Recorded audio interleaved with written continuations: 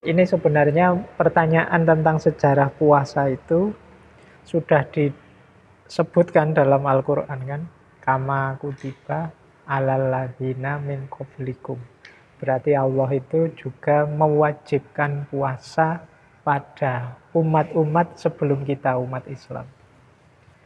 Jadi ditetapkan, diwajibkannya puasa terus-menerus dari umat ke umat ini yang menetapkan Allah. Ini menunjukkan bahwa berarti puasa itu memang sesuatu yang sangat penting untuk manusia dengan berbagai maknanya. Bahkan kalau di ngaji filsafat yang saya ingat itu bahkan banyak makhluk-makhluk selain manusia seperti ikan, seperti kupu-kupu, seperti banyak lagi itu cerita-cerita yang saya ingat di ngaji filsafat. Mereka juga untuk memperoleh capaian tertentu dalam siklus hidupnya itu melakukan puasa.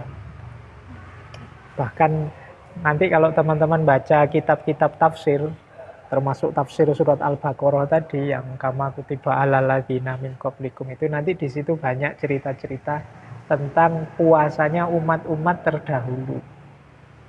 Ada umat itu yang puasanya 40 hari terus-menerus.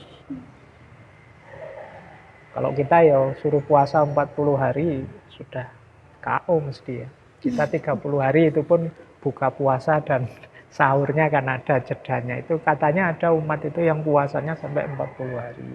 Ada umat itu yang puasanya sampai 7 hari, ada umat itu dalam macam-macam. Dan kalau teman-teman nengok tradisi agama-agama bahkan selain Islam itu pasti kebanyakan punya konsep-konsep puasanya sendiri-sendiri.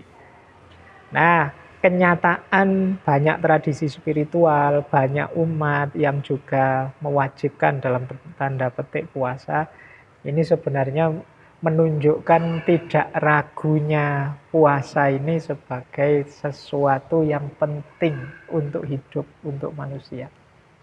Ini kalau kita urai lebih jauh, saya sering menjelaskan ya makna hakikinya puasa itu kan berhubungan dengan imsak, menahan diri. Memang hidup kita manusia itu akan sangat banyak masalah kalau kemampuan kita menahan diri rendah. Jadi kemampuan menahan diri untuk makan misalnya. Akhirnya makannya tidak karu-karuan, tidak kontrol. Ya kemungkinan besar kita sakit. Menahan diri dalam berkomunikasi. Kita tidak kontrol, ngomong seenaknya dewe. Misalnya apalah ngomentari orang dengan cara menyakitkan hati. Kita tidak bisa menahan diri dari ini ya pasti nanti muncul masalah-masalah sosial. Kita tidak bisa menahan diri urusan nafsu misalnya. Dengan lawan jenis ya mesti kacau terus hidup ini rusak, tidak karu-karuan. Dan lain sebagainya.